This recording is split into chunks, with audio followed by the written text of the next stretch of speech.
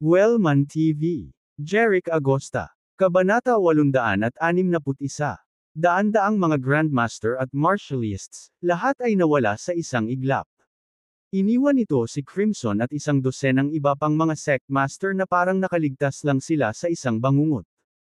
Nagtaka sila, hindi pa nila nahahanap ang Dragonspire Ruins, at nagbayad na sila ng napakalaking halaga.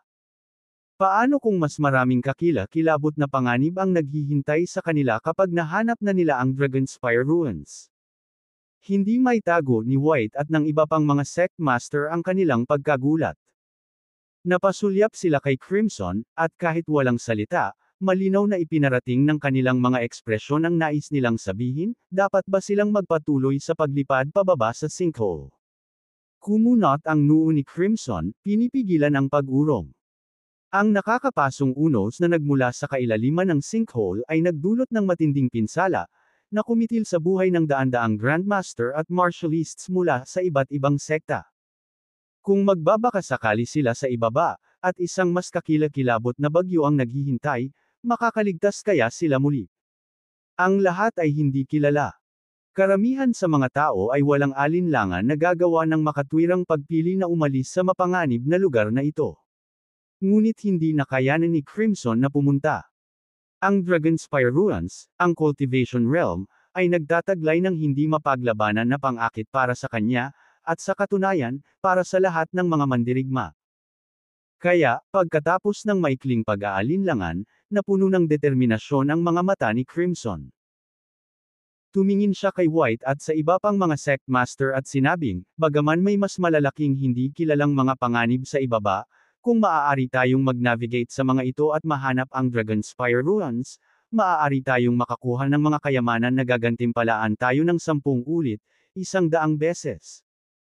Nang marinig ang mga salita ni Crimson, si White at ang iba pang mga Sectmasters, na ang determinasyon ay nag-alinlangan, ay muling nagpasigla sa kanilang espiritu ng pakikipaglaban. Tama iyon. Sila ay nanumpa na makipagsapalaran sa kailaliman ng sinkhole anuman ang mga pagsubok na darating. Ang pagsuko ngayon ay mangangahulugan ng pagkawalan ng pagkakataong makakuha ng isang kayamanan ng mahalagang kultibasyon na kayamanan sa loob ng Dragonspire Ruins. Kaya, muling naglakas loob si White at ang iba pa at sinabi kay Crimson, sige, kahit na ang ibig sabihin nito ay harapin ang tiyak na kamatayan, determinado kaming hanapin ang Dragonspire Ruins. At sa pagkakataong iyon, tila hamina ang nakakapasong unos na kanina pa nagmumula sa kailaliman ng sinkhole. Si Crimson, White, at ang iba ay nagpatuloy sa pagbaba sa sinkhole. Habang sila ay bumababa, ang bagyo sa ibaba ay patuloy na pumuputok, na nagbabantang itatapon sila ng ilang beses, ngunit matigas ang ulo nilang nilabanan ang catchline. Sa walang humpay na labanang ito laban sa bagyo, sumulong sila, at biglang, napansin nila ang pagdagsa ng liwanag mula sa ibaba. Nasaksihan ni Crimson at ng kanyang mga kasamahan ang isang nagniningning na ningning sa ibaba, na nagpapaalala sa pagsikat ng bukang liwayway, na lumilikha ng napakalaking liwanag sa ibabaw, na umaabot ng ilang milya. Kabanata 862. Mula sa liwanag na ito ay pinalalabas ang isang napakalaki at nakakasuffocating na aura. Ang makinang na liwanag, na kasing bulag ng araw sa tanghali, ay tumama kay Crimson at sa 12-dosenang mga pinuno ng sekta, na iniwang mapatla ang kanilang mga mukha na parang papel, na may nakaukit na pagkabigla sa kanilang mga tampok. Bago sila pumasok sa sinkhole, alam nilang ilang daang yarda lang ang lapad ng siwang. Hindi nila inasahan na sa hindi kapani-paniwalang lalim ng sinkhole na ito, ang ningning ay magiging napakatindi at ang ibabaw ng liwanag na ito ay aabot ng ilang milya. Maaaring mas malawak pa ang lalim ng sinkhole na ito kaysa sa pagbubukas sa itaas. At ano ang pinagmumula ng napakalaking liwanag na ito na parang nagliliyab na araw? Lahat ng ito ay sumalungat kay Crimson at sa pangunawa ng iba. Mr. Sunglow, ano ang nasa liwanag na ito? Hindi napigilan ni White na lumingon kay Crimson at nagtanong. Umiling si Crimson sa pagkataranta. Hindi niya alam at wala siyang maibigay na sagot kay White. Ngunit bigla, na parang natama ng ideya, nagliwanag ang kanyang mga mata, at napalingon siya kay White. Maaaring sa kabila ng liwanag na ito ay ang Dragonspire Ruins at ang Cultivation Realm. Iminungkahi ito ni Crimson dahil, sa kanyang pagkakaalam, walang lugar sa mundo na may ganitong mahiwagang, halos hindi kapani-paniwalang tanawin. Naiintindihan niya na maaaring ito ang pasukan sa Dragonspire Ruins. Tanging ang mga misteryo ng Dragonspire Ruins at ang kapangyarihan ng Cultivation Realm ang posibleng makapagpaliwanag ng lahat ng ito sa harap ng kanilang mga mata. Si White at ang iba pang mga Sect Master ay parehong natuwa sa mga salita ni Crimson. Malinaw, naniniwala rin sila na ang napakalaking ningning na ito ay nagmarka ng gateway sa Dragonspire Ruins and the Cultivation Kaharian. Ang pag-iisip ng pagpasok sa Dragonspire Ruins of the Cultivation Realm ay pumukaw ng pakiramdam ng pananabik sa loob nila. Dapat tayong lumipad sa liwanag. Deklara ni Crimson, nangunguna sa daan habang pumailan lang siya patungo sa nagliliyab na liwanag.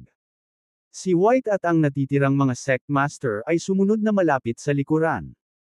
Habang papalapit sila sa liwanag na arko, naramdaman nilang tumindi ang aura, nagiging napakalakas na tila halos mahirap huminga. Boom! Kung paanong ilang talampakan ang layo nila mula sa nagliliyab na liwanag, isang nakabibinging dagandong na ibinubuga ng liwanag ay umaalingaw-ngaw sa hangin. Marahas nitong inalog ang hangin. Pagkatapos, mula sa matinding ningning at liwanag na arko, isang kakilakilabot na diwan ng hangin ang sumabog, na parang isang bagyo sa katapusan ng mundo. Si Crimson, White, at ang iba pa, sa kabila ng lahat ng kanilang kapangyarihan sa Martial King, ay hindi nakayanan ang mabigat na puwersang ito. Ang kanilang mga katawan ay tinangay sa napakalakas na agos na ito na parang mga dahon sa hangin, na bumagsak ng husto sa mabatong pader. Nakapalibot sa sinkhole. Sa isang matunog na pagbagsak, nasaksihan nila ang mga dingding ng sinkhole na gumuho sa ilalim ng epekto ng kanilang mga katawan. Pagkatapos, nakita ni Crimson at ng 12-dosenang iba pa ang mga piraso ng bato na nahuhulog patungo sa liwanag ay nasa ibaba, ngunit agad na naging alabok ng hindi nakikitang kapangyarihan ng liwanag. Nang makita ito, si Crimson, White, at ang iba pa ay naiwan sa pagkamangha. Ang kapangyarihan ng liwanag na arko na ito ay lubos na nakakatakot. Si Crimson at ang iba pa, matapos itapon mula sa mabatong pader, ay muling nagsama-sama sa kawalan. Ang kanilang mga mukha ay medyo maputla, at ang kanilang buhok ay magulo. Ang pagsabog ng liwanag ay nagdulot ng mas mababaw na pinsala at iniwan silang mukhang gulong-gulo. Mr. Sunglow, Hinta Light Arc. Ano ang susunod nating gagawin?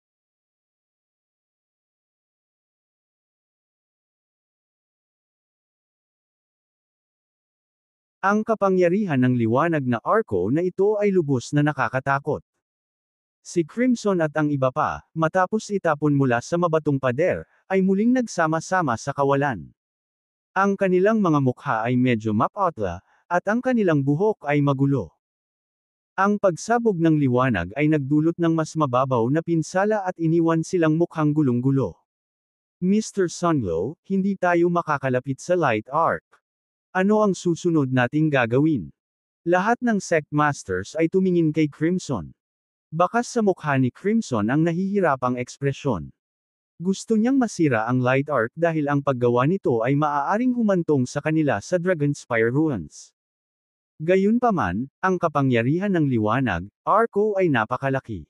Tila imposible para sa kanila na masira ang liwanag na Arco.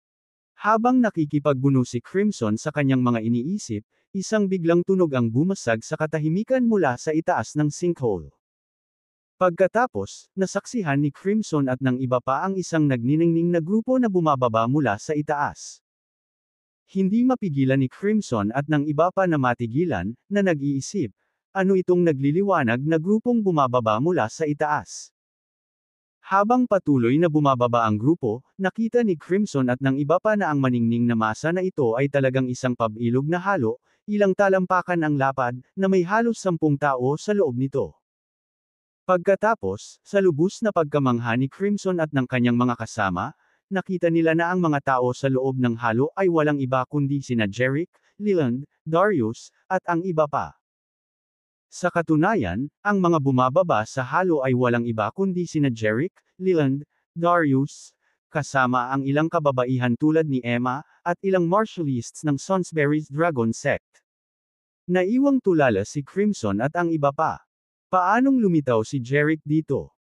Hindi nila ipinaalam kay Jerick ang tungkol sa kanilang paghahanap sa Dragonspire Ruins dahil natatakot sila na baka ay patong niya ang kanyang mga kamay sa mga kayamanan sa loob nito.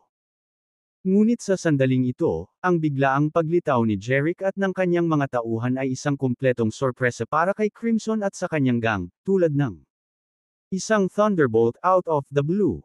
Kabanata 863.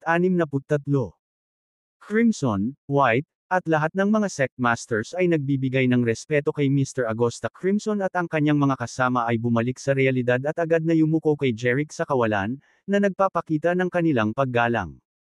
Lumapit si Jerick at ang kanyang grupo. Nakita ni Crimson at ng iba pa na ang pabilog na halo, ilang talampakan ang lapad, ay sa katunayan ay isang puting daloy ng enerhiya. Ang puting enerhiya na ito ay damaloy sa ibabaw ng halo, na lumilikha ng isang kalasag ng enerhiya. Sa loob ng energy shield na ito, nakatayo si Jerick, Leland, Darius, at ang iba pa na parang nasa patag na lupa, ganap na kalmado. Maging sina Christine, Yolanda, at Daphne, na lahat ay walang alam sa martial arts, ay nagawang tumayo ng walang timbang sa loob ng energy shield na ito. Siyempre, nilikha ni Jerick ang energy shield na ito sa pamamagitan ng pag-channel ng kanyang anima. Ang layunin niya sa pag-channel ng kanyang anima ay hindi lamang para payagan ang tatlong babae na lumipad sa sinkhole na walang martial arts kundi para protektahan din ang lahat ng nakapaligid sa kanya. Kung tutuusin, daan-daang mga grandmaster at martialists mula sa iba't ibang sekta ang natangay at napatay ng nakakapasong bagyo sa loob ng sinkhole. Nais ni Jerick na matiyak ang kaligtasan ng mga nakapaligid sa kanya. Nang makitang ginagamit ni Jerick ang kanyang anima para lumikha ng energy shield at protektahan sina Leland, Darius, Emma, at ang iba pa habang lumulutang sila sa kawalan sa itaas ng sinkhole, labis na nagulat si Crimson at ang kanyang mga kasama. Iyon ay dahil kahit na sa kanilang kapangyarihang Martial King, hindi nila maaaring i-channel ang kanilang enerhiya upang lumikha ng napakalaking energy shield na may kakayahang magdala ng 100 tao. Ang kapangyarihan ni Jerick ay talagang pambihira. Dahil dito ay halos sigurado si Crimson at ang iba pa na ang kapangyarihan ni Jerick ay umabot na sa antas ng isang martial god. Si Jerick, sa loob ng energy shield, ay mukhang relaxed at tumingin kay Crimson at sa iba pang sect masters. Tanong niya, "Mga Ginoo, anong nangyari? Mukhang nasaktan kayo ah." Pagkatapos ng komento ni Jerick, nagsimulang magkalakihan si Crimson at ang iba pa. Nahiya silang lahat nang mapagtanto nilang lahat sila ay mukhang magulo at magulo. Nalilito sila kung paano sasagutin ang tanong niya. "Mr. Agosta, kami, may naranasan kaming mga paghihirap," nauutol na sabi ni Crimson bago nagsalita sa wakas. Bakas sa mukha ni Jerick ang pag-aalala nang itanong niya, "Mr. Sunglow, anong klaseng paghihirap ang naranasan mo?" Napagtanto ni Crimson na hindi na posible na panatilihing lihim mula kay Jerick ang paghahanap para sa Dragonspire Ruins sa puntong ito. Kaya't sumagot siya, "Mr. Agosta, gusto naming humingi ng tawad sa iyo dito." Humihingi ng tawad? Tanong ni Jerick. Kabanata 864. Tumango si Crimson at nagpatuloy, "Oo, gusto naming humingi ng tawad, Mr. Agosta. Hindi ko na itatago sa iyo ang katotohanan. Ang dahilan kung bakit tayo pumunta sa sinkhole na ito ay para hanapin ang Dragonspire Ruins. Originally, we were planned to wait until we found the Dragonspire Ruins before asking you to join us in arrange the next steps, Mr. Agosta. Ngunit minaliit namin ang mga panganib ng mga guho. Ayon sa Dragonspire Ruins map, naniniwala kami na ang sinkhole na ito ang kinakailangang ruta para marating ito, kaya pumasok kami sa sinkhole. Gayunpaman, hindi namin akalain na ang sinkhole ay mapupunit ng nakapapasong bagyo, na magreresulta sa pagkawala ng daan-daang martialists mula sa iba't ibang sekta. At ang kapangyarihan ng liwanag na ito ay nasa ibaba ay nakakatakot. Noong una ay naisip namin na madadaanan namin ito upang ipagpatuloy ang aming paghahanap sa Dragonspire Ruins, ngunit kulang kami ng lakas para gawin iyon. Sa halip, napaatras kami ng hindi kapani-paniwalang puwersa ng Light Arc, at ang aming buhay ay nasa panganib. Na may hitsura ng pagkakasala at pagsisisi, tumingin siya kay Jeric at nagpatuloy, nangyari ang lahat ng ito dahil kumilos kami ng hindi nagpapalam sa iyo, Mr. Agosta. Ginawa namin ito sa layunin na hanapin muna ang Dragonspire Ruins at pagkatapos ay imbitahan kang pangasiwaan ang mga follow-up na usapin. Ngunit dahil hindi namin kayo kasama sa paghahanap na ito kaya kami nagdusa ng napakalaking pagkalugi.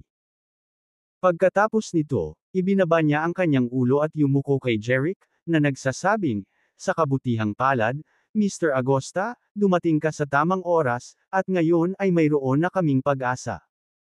Kakailanganin namin na ikaw ang manguna sa aming patuloy na paghahanap para sa Dragonspire Ruins.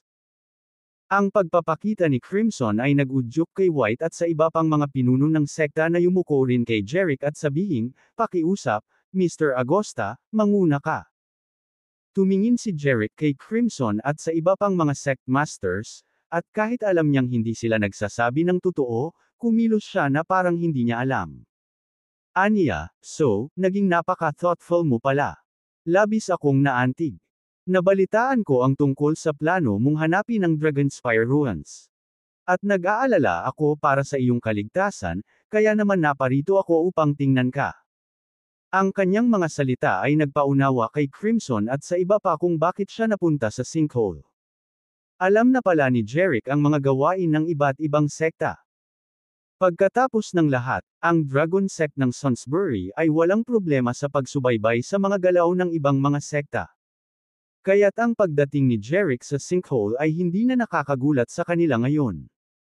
Sa kaalaman kung paano nangyari ang mga bagay, hindi napigilan ni Crimson at ng iba pa na masiraan ng loob.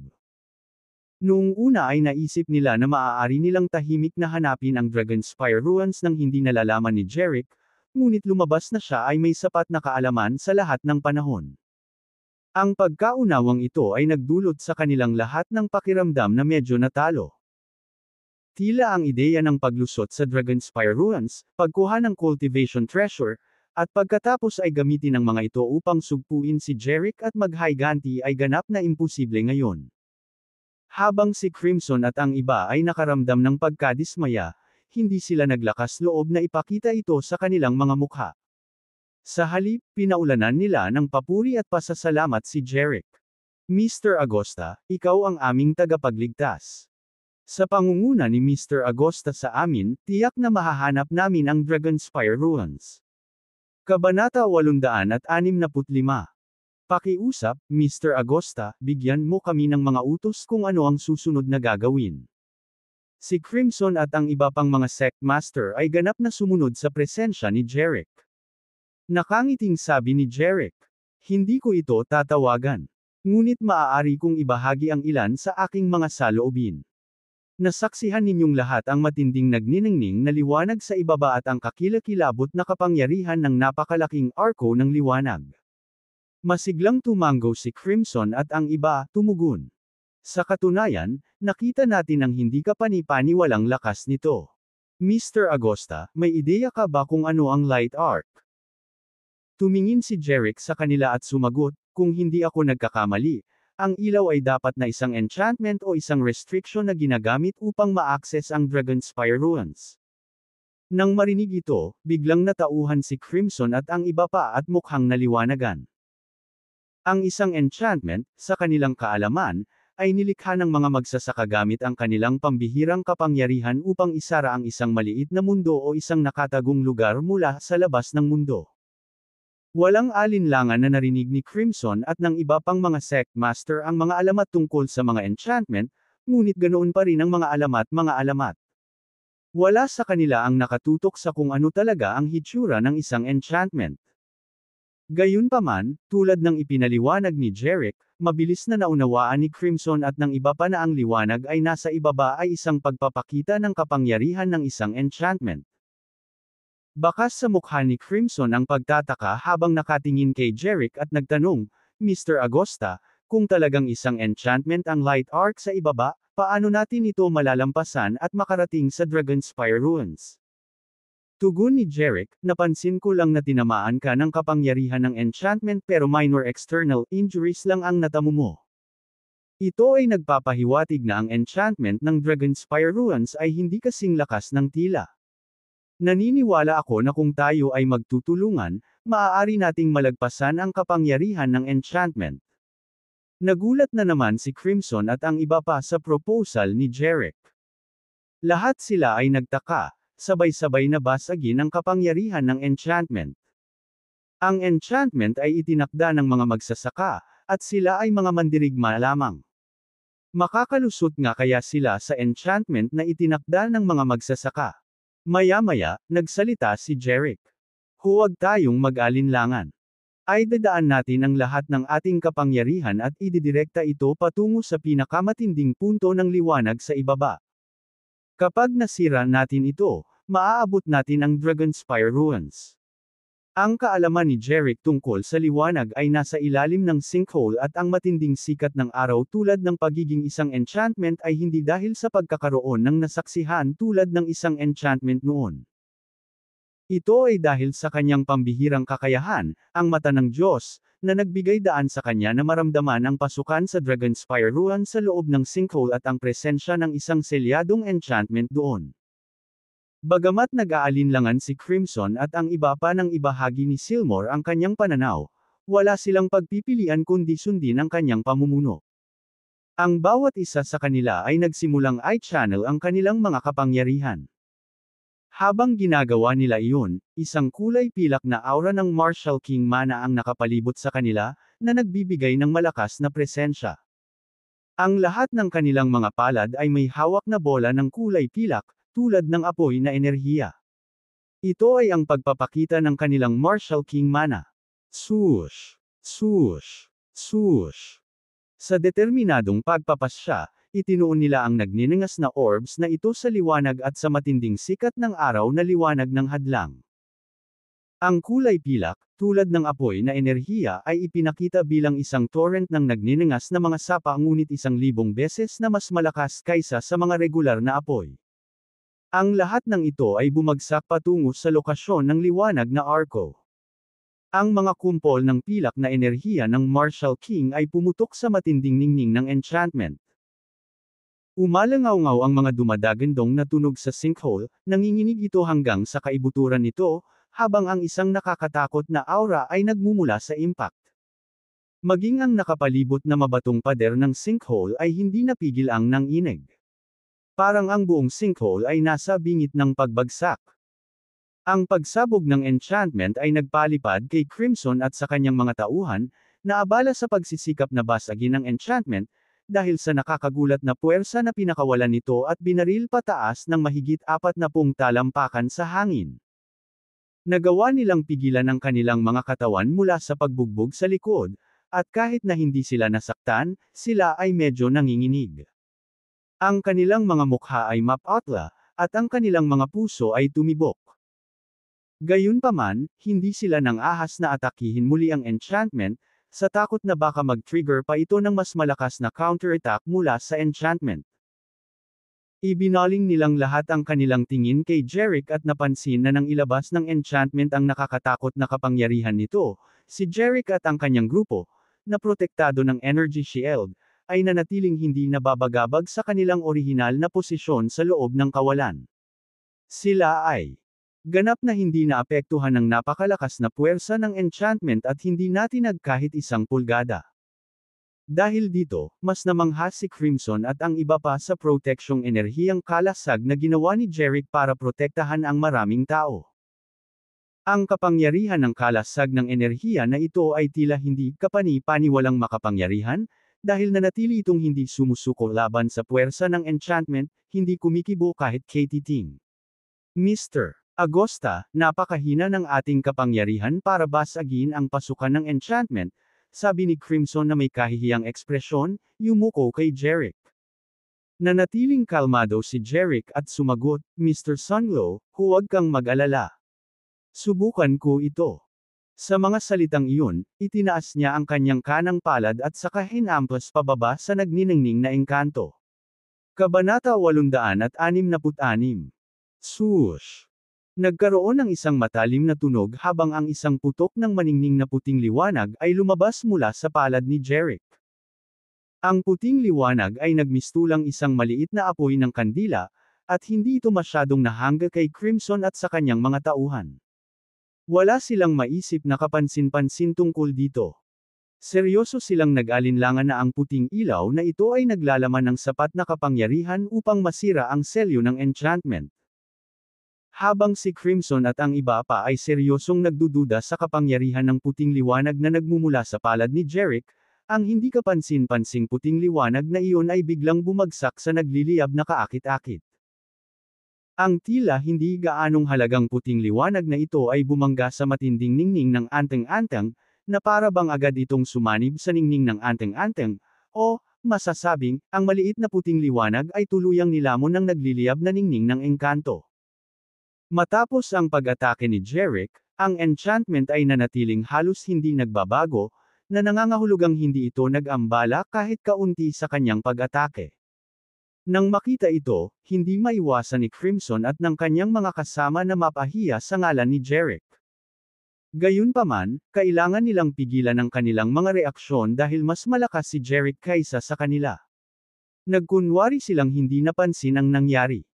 Matapos salakayin ng puting liwanag mula sa kamay ni Jeric ang enchantment, humarap si Jeric kay Crimson at sa iba pa, na sinasabi. Kapag nabuksan na ang enchantment, sa wakas ay itutuon natin ang ating mga mata sa Dragonspire Ruins. Hindi napigilan ni Crimson at ng kanyang mga kasama na hindi maging komportable nang marinig nila ang kanyang mga salita. Iyon ay dahil ang pag-atake ni Jeric sa enchantment ay hindi man lang nagdulot ng ripple, ngunit siya ay nagsasalita tungkol sa pagsisiwalat ng tunay na mukha ng Dragonspire Ruins matapos masira ang enchantment. Dahil dito, nawalan sila ng mga salita, hindi alam kung ano ang gagawin. Saglit na nag-alinlangan si Crimson bago tuluyang sinabi kay Jeric. Mr. Agosta, parang hindi nabuksan ng atake mo ang pang-akit. Tila totoong nagulat si Jeric nang sumagot siya, hindi nito nabuksan ang enchantment. Hindi maaaring iyon. Pagkatapos nito, ibinaling niya ang kanyang tingin sa ibabang enchantment kung saan naroon ang liwanag. Hindi napigilan ni Crimson at ng iba pa na sundan ang tingin ni Jeric patungo sa enchantment. Hindi nila maiwasang magtaka, nabuksan lang ba ng atake ni Silmore ang enchantment? Gayunpaman, habang tinitingnan nila ang enchantment, nakita nilang hindi ito nagbabago, kumikinang pa rin ng maliwanag. Kaya, lahat sila ay nagtaka kung ano ang susunod na sasabihin ni Jeric. Sa anumang kaso, lahat sila ay nakaramdam ng kaunting kahihiyan para sa kanya. Ngunit tulad ng inaasahan nila ang isang potensyal na kahihiyan para kay Jeric, biglang, ang dating kalmado at walang pangyayaring enchantment ay nagpalabas ng napakalaking boom. Pagkatapos ay nasaksihan ni Crimson at ng iba pa ang buong enchantment na dumaranas ng matinding panginginig ng boses, na para bang isang napakalaking bato ang ibinagsak sa tahimik na tubig, na nagdulot ng mga alon at alon.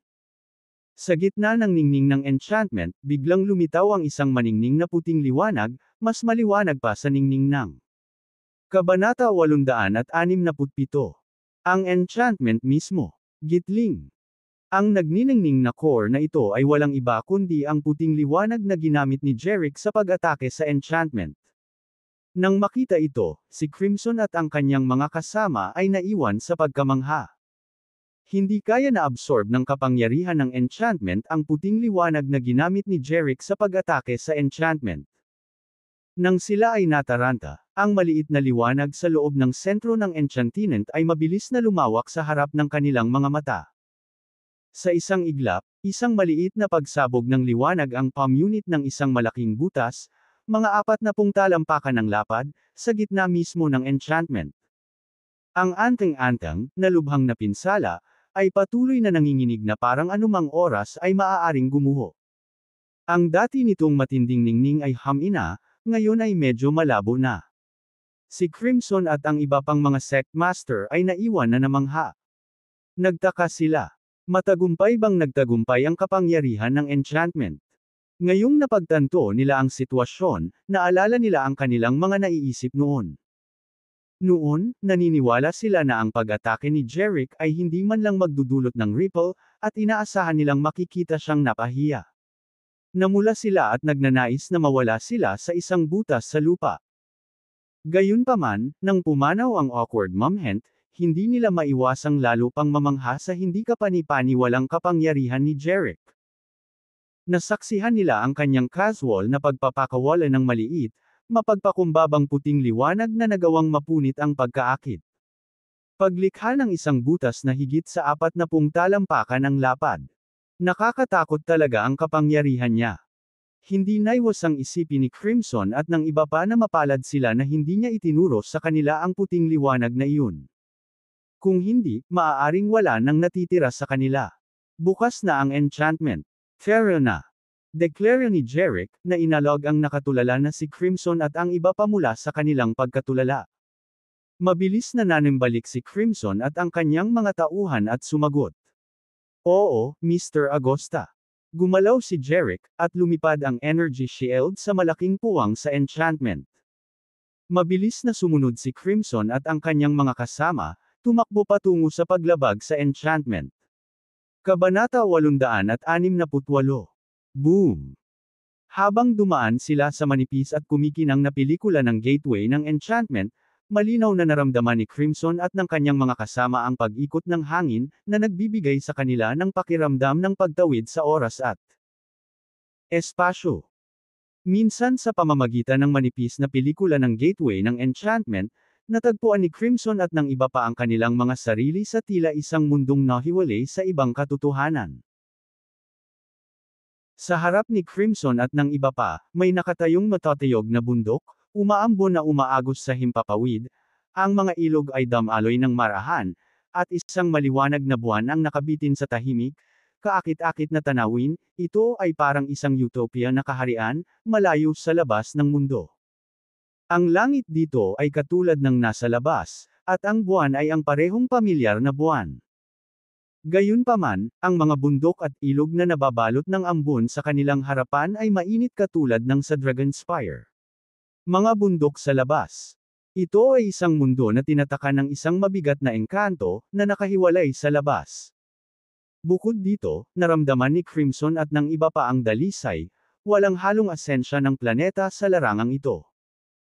Ang hangin ay puspos ng kakanyahan na ito hanggang sa punto kung saan ito ay naramdaman na maaari itong tumagos sa mga butas ng isang tao, na parabang ang bawat hininga ay naglilinis at nagbibigay ng kapangyarihan, na nagpapataas ng kanilang kapangyarihan. Bukod dito, ang malaganap na kakanyahan na ito ay napakadalisay na halos hindi ka panipaniwala. Ang pagiging napapaligiran nito ay nakakaramdam ng ganap na malaya sa mga distractions at malinis, isang hindi maipaliwanag na pakiramdam ng kaginhawaan. At ang ganitong uri ng kakanyahan ay tiyak na hinahanap at pinahahalagahan ng mga mandirigma. Pinahintulutan nito ang mga mandirigma na makamit ang kahangahangang pag-unlad sa kanilang pagsasanay, mabilis na pinahusay ang kanilang martial arts at tinitiyak ang isang matatag na pundasyon.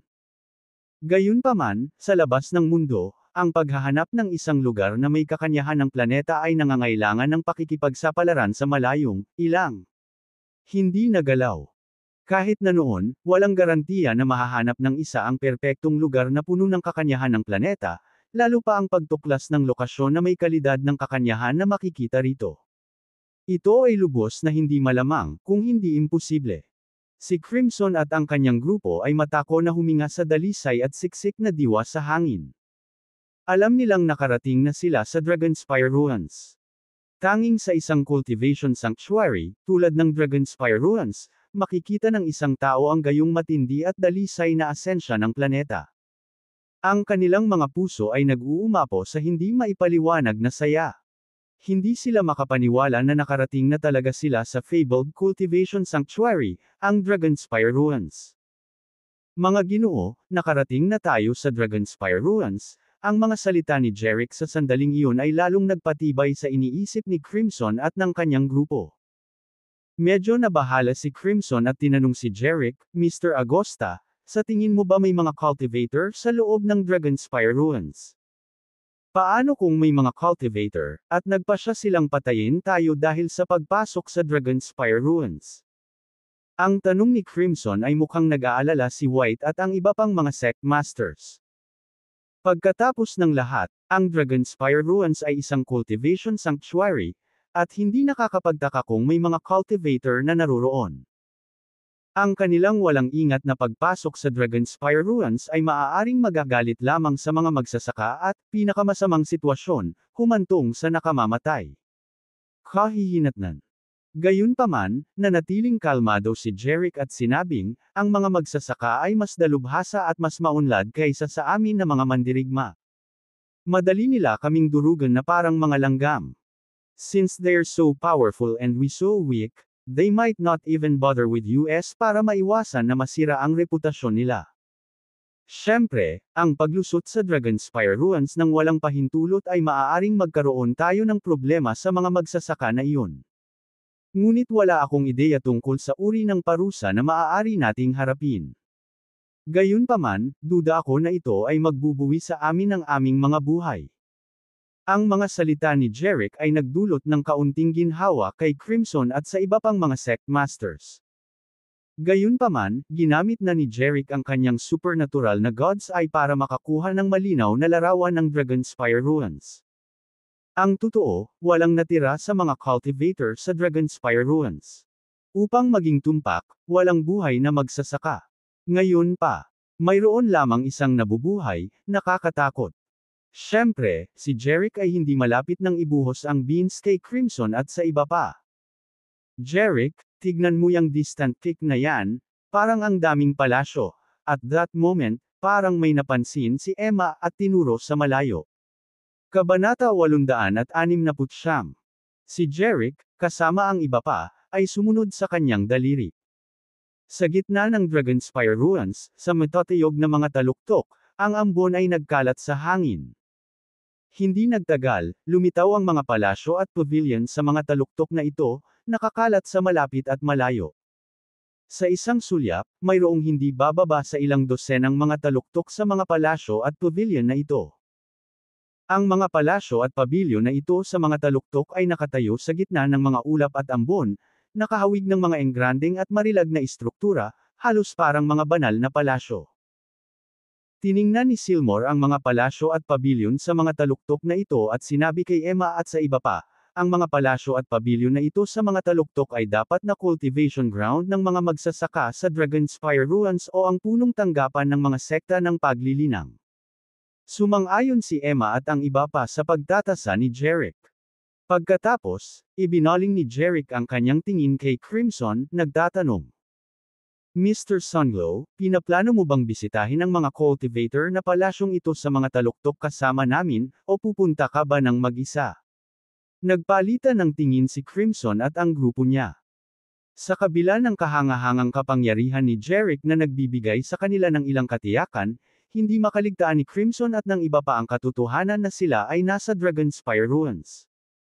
Kahit nasa lakas ni Jerick, siya ay isang mandirigma lamang, at hindi pa rin sila magkatugma sa mga magsasaka na maaari nilang matagpuan dito. Bukod dito, nababahala si Crimson at ang kanyang grupo na kung sasama sila kay Jerick sa pagtuklas sa Dragonspire Ruins at nangyari na natitisod sa anumang mahalagang kayamanan, ang mga kayamanang iyon ay hindi may iwasang mapunta sa pag-aari ni Jerick, na nag-iiwan sa kanila na walang maangkin. Sa paglipas ng ilang oras sa loob ng Dragonspire Ruins nang hindi nakatagpo ng isang magsasaka, si Crimson at ang iba pa ay nagsimulang maniwala na ang posibilidad na ang mga magsasaka ay naruroon dito ay medyo mababa. Sa pag-iisip na samantalahin ang mga pagkakataon para sa kanilang sarili, mas pinili ni Crimson at ng kanyang grupo na tuklasin ang lugar nang wala si Jerick, sa pag-asang makahanap ng mga kayamanan na aangkinin bilang kanilang sarili. Kaya, sinabi ni Crimson kay Jerick, Mr. Agosta, ang Dragonspire Ruins ay malawak, at mukhang maraming mga palasyo sa mga taluktok na ito. Maraming mga lugar upang tuklasin. Paano kung maghiwalay tayo at bisitahin ang mga magsasaka ng hiwalay? Tumango si Jerick, oo, mukhang magandang plano iyon. Lars. Bawat isa ay naghahanap ng mga magsasaka. Kung wala tayong mahanap na magsasaka sa loob ng 4 na oras, dito tayo magkikita. Mabilis na tumango si Crimson. Naayos na iyon, Mr. Agosta. Kasabay nito, lumipad si Crimson at ang dosenang iba pang mga sect master, lumipad sa iba't ibang direksyon. Habang pinapanood silang lumilipad, lumingon si Leland kay Jerick at sinabing, Mr. Agosta, malinaw na sinadya kaming iwasan ni Crimson at ng kanyang grupo. Malinaw na ayaw nilang ibahagi ang anumang kayamanan na makikita nila sa Dragonspire Ruins. Napangiti si Jerick, Mr. Gardner, sa tingin mo ba ay handa kaming ibahagi sa kanila ang anumang mga kayamanan na makikita namin sa Dragonspire Ruins? Nauutol na sabi ni Leland, syempre. Hindi kami makikipag-share sa kanila. Ipinaliwanag ni Jerick, tama, hindi namin ibabahagi ang aming mga kayamanan, at hindi rin iyon. Ganyan dapat. Ngunit nabahala pa rin si Leland at sinabing, gayunpaman, Mr. Agosta, ang Dragonspire Ruins map ay ibinigay mo sa kanila, at maging ang enchantment ay binuksan mo. Kaya ang lahat ng mga kayamanan sa Dragonspire Ruins ay dapat na pag-aari mo, Mr. Agosta. Malinaw na sinasamantala nila ang iyong kabutihang loob. Isang misteryosong tingin ang kumikinang sa mga mata ni Jerick habang sinasabi niya, Miss Gardner, nakalimutan mo na ba kung bakit ko ibinigay sa kanila ang Dragonspire Ruins map? At saka, kahit na makahanap sila ng mga kayamanan sa Dragonspire Ruins, hindi sila magkakaroon ng swerte na ibalik ang mga ito. Nang marinig ito, biglang naunawaan nina Leland at Darius ang intensyon ni Jerick. Tila kahit na natagpuan ni Crimson at ng kanyang guro ang mga kayamanan sa Dragonspire Ruins, maaaring nakataya ang kanilang buhay. Kabanata 870. Sa gitna ng mga taluktok ng Dragonspire Ruins, isang energy shield ang lumutang. Sa loob ng energy shield ay nakatayo sina Jerick, Leland, Darius, Emma, at iba pa. Naka-relax na ekspresyon si Jerick, ginagabayan ng energy shield habang dahan-daang lumilipad pasulong. Hindi siya nagmamadaling manghuli ng mga kayamanan sa Dragonspire Ruins. Sinamantala niya ang pagkakataong humanga sa nakamamanghang tanawin ng mga guho sa daan. Mr. Agosta, nakarating na si Crimson at ang kanyang mga tauhan upang maghanap ng mga kayamanan. Hindi ba ganoon din ang ginagawa natin? Ipinahayag ni Leland ang kanyang mga alalahanin sa kanya. Sa walang pakialam na kilos, sagot ni Jerick. Siyempre dapat. Ang tugon na ito ay lalong nagdulot ng pagtataka kay Leland. Kung sila ay nasa isang treasure hunt, bakit parang hindi nagmamadali si Jerick? Sina Darius, Emma, at ang iba pang kababaihan ay nagbahagi ng parehong pagkalito. Tila naramdaman ni Jerick ang kanilang mga pagdududa at ipinaliwanag niya, syempre, mga kayamanan ang habol namin. Napag-aralan na natin ang Dragonspire Ruins map, at ang pinakamahalagang kayamanan ay nasa gitnang bahagi ng Dragonspire Ruins, sa tuktok na tinatawag na Heaven's Peak, kung saan matatagpuan ang Heaven's Tower. Ngunit bago tayo tumungo sa Heaven's Tower, kailangan kong tiyakin ang kaligtasan nina Emma, Christine, Yolanda, at Daphne. Dadalhin ko kayong apat sa isang ligtas na lokasyon. Sa sinabi nito, sumulyap siya sa isang medyo malabo na tuktok sa di-kalayuan sa Dragonspire Ruins. Ang mga taluktok na iyon noong una ay malabo na mga taluktok ay nagsiwalat ng isang pambihirang kadakilaan, at sila ay nababalot ng ambon, na ginagawang imposibleng makilala ang tunay na anyo ng mga bundok na ito. Gayunpaman, si Jerick, kasama ang kanyang pambihirang mata ng Diyos, ay nakakakita sa ulap at nakamasid sa marilag na tuktok. Sa tuktok ng tuktok na ito ay nakatayo ang isang matayog, itim na tore. Ito ang Heaven's Tower, ang pinakamataas na istruktura sa Dragonspire Ruins. Ang Heaven's Tower ay nagtago ng isang kakilakilabot na presensya. Sa kanyang God's Eye, nakita ni Jerick na si Crimson at ang kanyang grupo ay patungo sa Heaven's Peak kung saan ang Heavens. Ang tore ay matatagpuan. Naunawaan niya na patungo sila sa Heaven's Tower dahil napagmasdan nila ang Dragonspire Ruins map. Malinaw na ipinahiwatig ng Dragonspire Ruins map ang lokasyon at pangalan ng Heaven's Tower, at ito ay isang lugar na natukoy sa parehong totoo at pekeng Dragonspire Ruins map. Kaya, hindi maaaring makaligtaan ni Crimson at ng kanyang grupo ang Heaven's Tower na ito. Ngunit kahit na si Crimson at ang kanyang mga tauhan ay patungo na sa Heaven's Tower, hindi nakaramdam ng pagmamadali si Jeric. Gaya ng nabanggit niya kanina, kahit na nakuha ni Crimson at ng kanyang grupo ang ilang mga kayamanan, maaaring hindi nila gawin itong buhay. Sa isip ni Jeric, ang pagpayag sa kanila na magpatuloy at subukan ang tubig para sa panganib ay tulad ng paggamit sa kanila bilang mga guinea pig. Kahit na ginamit na niya ang kanyang pambihirang gods ay para alisan ng takip ang mga sekreto at panganib ng Dragonspire Ruins at Heaven's Tower, hindi siya sabik na maging unang pumunta sa mga mapanganib na lugar na ito. Nagpasya siyang hayaan si Crimson at ang kanyang grupo na makipagsapalaran para sa kanya. Nang sabihin niyang pupunta sila sa isang ligtas na lugar, maaaring makatulong si Leland na magtanong, Mr. Agosta, saan tayo pupunta? Ang Purple Dragon Cavern, sagot ni Jeric. Ang Purple Dragon Cavern ay isang kuwebo kung saan ang isang kilalang cultivation martialist sa Dragonspire Ruins, na kilala bilang Dragon, ay nilinang. Lila. Ang Purple Dragon ay itinuturing na isa sa nangungunang 10 cultivation martialists sa Dragonspire Ruins dahil sa kanyang napakalawak na kapangyarihan. Nang makuha ni Jeric ang kanyang mga kamay sa Dragonspire Ruins map, agad niyang nakita ang Purple Dragon Cavern dito.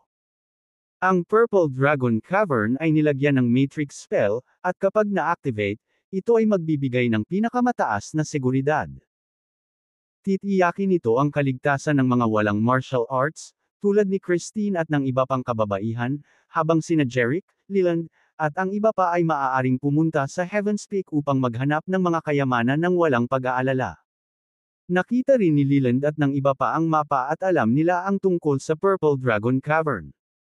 Kasama rin sa mapa ang mga detalyadong tagubilin kung paano ay activate ang Matrix spell ng cavern. Akala nilang lahat ay maganda ang plano ni Jeric. Kung tutuusin, masyadong mapanganib na dalhin ang mga walang martial arts, tulad ni Christine at ng iba pang mga babae, sa Heaven's Peak. Swoosh! Ang energy shield ay mabilis na lumipad patungo sa tuktok ng Dragonspire Ruins. Ang tanawin sa tuktok ay parang isang fairy tale, na may mga mabangong bulaklak, mga ibong umaawit, mga talon na libong talampakan, sinaunang mga pine, at mga naglalakihang crane. Ito ay tulad ng isang makalangit na kaharian sa lupa. Ang kaakit-akit na tuktok na ito ay walang iba kundi ang lugar kung saan nilinang ang Purple Dragon. Ang tuktok ng bundok ay walang mga palasyo at pavilion, tanging ilang lunti ang sinaunang pine na nakatayo tulad ng mga ulap. Sa gitna nitong malago na kagubatan ng mga sinaunang pine ay isang pasukan sa isang yungib. Si Jeric at ang kanyang grupo ay bumaba at dumaong sa harap ng yungib na ito, na matatagpuan sa gitna ng mga sinaunang pine. Ang kuweba na ito ay tinabos mismo mula sa batong mukha ng bundok. Sa itaas ng pasukan sa yungib ay may isang tapyas na bato na may nakasulat na 3 gintong salita, Purple Dragon Cavern. Nakarating na sila sa Purple Dragon Cavern. Sa pasukan ng yungib, 2 malalaking pintuan ng vermilion, na may mga gintong pako, ay nanatiling mahigpit na nakasara. Habang papalapit sina Jeric, Leland, at ang iba pa sa tarangkahan ng kuweba, naramdaman nila ang pagdagsa ng enerhiya na nagmumula sa loob. Parehong nakita ni Leland at Darius ang enerhiya na kakaibang pamilyar. Nagkaroon ito ng kapansin-pansing pagkakahawig sa aura ng enerhiya ng naunang enchantment. Sa sandaling ito, isang martialista ng Sunsberry's Dragon Sect ay hahakbang pasulong upang itulak ang gate ng kuweba. Gayunpaman, halos hindi pa siya nakakagawa ng isang hakbang nang tawagin siya ni Jeric, "Hold on." Lumingon ang martialist kay Jeric, yumuko ng may paggalang, at nagtanong, "Mr. Agosta, ano ang utos mo?" Nagbabala si Jeric, "Huwag hawakan ang tarangkahan ng kuweba, kung hindi, masasaktan ka ng husto." Mukhang naguguluhan ng martialist, ngunit alam din niya ang hindi kapani-paniwalang kapangyarihan ng kanyang sect master. Sa makatuwid, nang binalaan niya siya tungkol sa pagpindot sa tarangkahan ng kuweba, naniwala ang martialistang ito na ang tarangkahan ng kuweba ay kailangang maging lubhang mapanganib. Tumanggo siya bilang pagsang-ayon at tumabi. Napatingin si Jeric sa gate ng kuweba at saka itinaas ang kamay. Pagkatapos ay lumitaw ang isang puting apoy tulad ng liwanag sa itaas ng kanyang nakataas na palad. Pamilyar kay Leland at sa iba pa ang nakikita nitong puting ilaw na parang apoy. Iyon ay dahil ginamit noon ni Jeric ang puting ilaw na ito upang sirain ang kapangyarihan ng enchantment. Ngayon, pinakawalan niya ang puting liwanag na may isang hampas, at agad itong bumangga sa mahigpit na saradong, vermilion na gate ng kuweba. Gayunpaman, ang Vermilion Cavern Gate ay hindi agad nabasag ng puting liwanag mula sa kanyang kamay. Sa halip, ang gate ay biglang naglabas ng mga alon ng enerhiya. Maliwanag na pinuprotektahan ito ng mga mahigpit na puwersa na itinakda ng Purple Dragon. Ang mga mahigpit na puwersang ito ng tarangkahan ng kuweba ay katulad ng isang mas maliit na sukat na enchantment, hindi kasing kilabot ng isang nagbabantay sa enchantment ng Dragonspire Ruins, ngunit isang mabigat na hadlang. Ang pag-atake ni Jeric gamit ang puting liwanag ay nag-trigger ng mga mahigpit na puwersang ito ng gate ng kuweba, kaya't ang mga ripples ng enerhiya. Sa sandaling iyon, isang malakas na panginginig ng boses ang dumaloy sa hangin, at ang mga alon ng enerhiya sa gate ng kuweba ay mabilis na nawala. Walang alinlangan na matagumpay na nabasag ni Jeric ang mga puwersa ng enchantment sa gate. Pagkatapos ay ibinaling ni Jeric ang kanyang atensyon sa martial list na sa simula ay sinubukang itulak ang gate ng kuweba at sinabing, maaari kang magpatuloy at buksan ang tarangkahan ng kuweba ngayon. Bakas pa rin sa mukha ng martialista ang pagtataka, sa wakas ay naunawaan na niya kung bakit pinigilan siya ni Jeric na hawakan ang gate kanina. Kung hindi, maaaring siya ay malubhang nasugatan sa ngayon. Tumango ang militar bilang pagsang-ayon at fumakbang na iniabot ang kanyang kamay para itulak ang Vermilion Cavern Gate. Sa isang langit-ngit na tunog, bumukas ang dalawang mahigpit na saradong Vermilion na pinto. Saka pumasok si Jeric at ang grupo niya. Ang kuweba ay nakakagulat na maluwang. Nilagyan ito ng mga mesa, upuan, kama, at coffee table, lahat ay nasa malinis na kondisyon, na parang may nakatira doon kamakailan. Gayunpaman, alam ni Jeric na walang tumira sa kuweba na ito nang hindi bababa sa 10,000 taon. Ang hindi nagkakamali na kalinisan ng mga kasangkapan ay dahil sa kaakit-akit ng yungib, na pumihil sa alikabok na makapasok. Ang lugar na pinasok ni Jeric at ng kanyang mga kasama ay ang Grand Hall ng Cavern. Nakapalibot sa engranding bulwagan ng kuweba ang ilang mga daanan, ang kanilang mga destinasyon ay nababalot ng misteryo. Bilang karagdagan sa mga panloob na daanan, ang kisame sa itaas ng mga dingding ng yungib ay nagtatampok ng Celestial Star Formation. Ang pagbuo ng bituin ay inilalarawan na may mga puting tuldok at pulang linya na nag-uugnay sa kanila. Ang pagbuo ng bituin ay mukhang komplikado at simple, na nagpapakita ng isang pakiramdam ng kalawakan at isang himpapawid ng misteryo. Sa gitna ng pagbuo ng bituin, nakaimbed ang 5 kristal na hugis rhombus na kasing laki ng palad ng 5 kulay. Ang 5 linya ng mga kristal ay dumating sa 5 magkakaibang kulay, pula, berde, asul, lila, at itim, bawat isa ay naglalabas ng malabong 5 kulay na liwanag at banayad na aura ng enerhiya. Si Jeric, gamit ang kanyang pambihirang God's Eye, ay nakilala ang 5 kulay na kristal na ito bilang mga top-grade na gemstone sa cultivation realm. Ang mga kristal ay naglalaman ng potent cultivation energy. Ang 5 top-grade na kristal na ito ang susi sa pag-activate ng Matrix spell. Sa tabi ng mga kristal ay naninirahan ang kahangahangang enerhiya. Kapag ang enerhiya ay naipadala sa pagbuo ng bituin, ang Matrix spell ng yungib ay agad na bumubuhay. At ang paglalagay ng enerhiya ng mga kristal sa pagbuo ng bituin ay isang tapat na gawain. Sa pamamagitan lamang ng paglipat ng 5 kulay na kristal sa mga core ng matrix sa loob ng pagbuo ng bituin at pag-iniksyon ng kaunting panloob. Mana, mabilis na mailalabas ng isang tao ang kahangahangang potensyal ng mga kristal. Ang mga matrix core ay mga punto sa pagbuo ng bituin na kumakatawan sa mga celestial na katawan. Napansin din nina Leland at Darius ang pagbuo ng bituin sa mga bato sa itaas ng yungib. Sinuri din nila ang Dragonspire Ruins Map, na nagbigay ng impormasyon tungkol sa pagbuo ng bituin at mga kristal at ang mga tagubilin para sa pag-activate ng mga ito gamit ang internal na mana upang patakbuhin ang Matrix spell. Mr. Agosta, ang pagbuo ba ng bituin na ito sa Kisame ay bahagi ng Matrix spell ng Yungib? Tanong ni Leland. Tumango si Jeric bilang kumpirmasyon. Eksakto, ang pagbuo ng bituin na ito ay kumakatawan sa istruktura ng spell ng Matrix, at ang mga kristal ay nagsisilbing mapagkukunan ng enerhiya nito. Pagkatapos ay bumaling siya kina Emma, Christine, at sa iba pang mga babae, at sinabing, makakapaghintay kayong lahat dito sa kuwebang ito. Bibisita kami ng dalawang Vice Sect Master sa Heaven's Peak. Tumango si Emma at ang kanyang mga kasama bilang pagsang-ayon. Mag-ingat ka, Jeric. Tumango siya bilang tugon at pagkatapos ay inutusan ang ilang Grandmaster ng Dragon Sect ng Sonsbury na sumama sa kanila. Kailangan ninyong protektahan ng mabuti si Miss Gardner at ang iba pa at iwasang umalis sa Purple Dragon Cavern ng walang valid dahilan.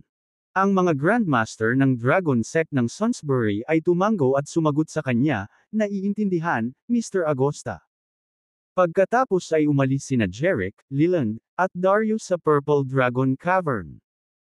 Ang Heaven's Peak, na matatagpuan sa gitnang posisyon ng Dragonspire Ruins, ay ang pinakamataas sa libu-libong mga taluktok sa mga guho. Kahit sa malayo, ang buong Heaven's Peak ay nababalot ng ambon, ngunit ito ay tila matarik at marilag. Sa maulap na tuktok ng bundok ay isang napakalaking plaza.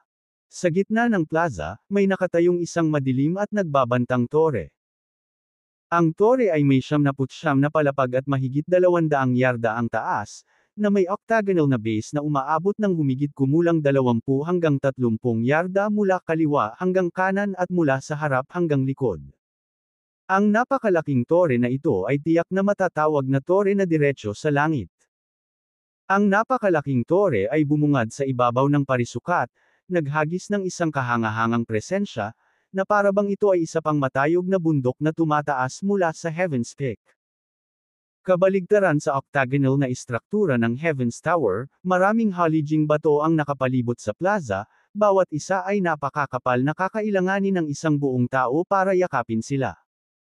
Ang mga tuktok ng mga halijing bato na ito ay pinalamutian ng mga sinaunang inukit na totem, na nagmumula sa isang sinaunang kapaligiran. Sa tuktok ng bawat halijing bato ay nakaupo ang isang kalansay, nakadamit ng mga damit ngunit walang laman, na nag-iiwan lamang ng mga kalansay. Swoosh! Swoosh! Swoosh! Si Crimson at ang iba pang dosenang Sect Master ay bumaba sa plaza. Doon, nakita nila ang napakalaking Heaven's Tower, na napapaligiran ng 8 halijing bato, bawat isa ay pinalamutian ng nakasuot na kalansay. Ang plaza sa Heaven's Peak ay nakakatakot na tahimik. Ang tanging tunog na maririnig ay ang hanging umaalulong sa Heaven's Tower at tumama sa 8 halijing bato. Sa hangin, ang Heaven's Peak ay tila naglalabas ng kakaibang pakiramdam ng pagkalungkot at kalungkutan. Inilibot ni Crimson at ng kanyang mga kasama ang paligid ngunit wala silang makitang mga magsasaka. Sa katunayan, lumipad sila hanggang sa Heaven's Peak nang hindi nakatagpo ni isang magsasaka. Kahit na lumipad sila sa mga taluktok na may mga palasyo, walang anumang palatandaan ng mga magsasaka. Dahil dito, si Crimson at ang kanyang grupo ay lubos na nakatitiyak na walang buhay na magsasaka sa Dragonspire Ruins. Bagamat hindi nila naiintindihan kung bakit walang buhay na magsasaka sa mga guho na ito talaga ang inaasahan nila. Ang Dragonspire Ruins na walang mga cultivator ay nagbigay sa kanila ng kalayaang maghanap para sa mga kayamanan nito. Ang pangalan at lokasyon ng Heaven's Tower ay tahasang minarkahan sa Dragonspire Ruins map.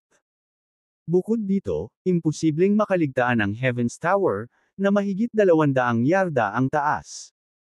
Kaya, para kay Crimson at sa kanyang grupo, napakahusay na unahin ang lugar na iyon sa kanilang paghahanap para sa mga kayamanan ng cultivation realm.